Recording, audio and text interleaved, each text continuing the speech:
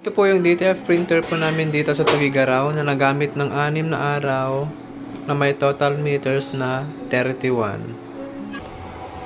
Ito naman ang printer head. Ito naman yung capping. Head clean.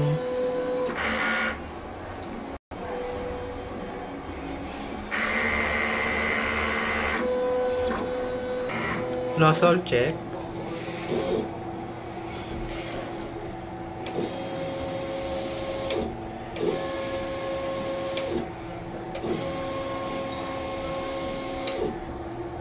Punasan ang wiper.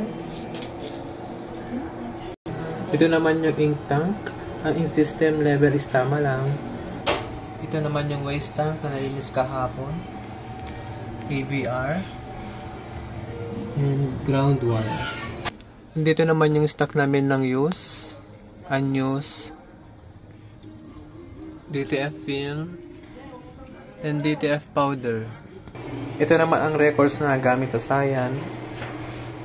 Magenta, yellow, black, powder, white.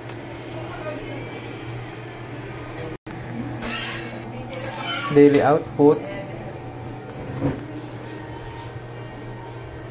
and daily checklist.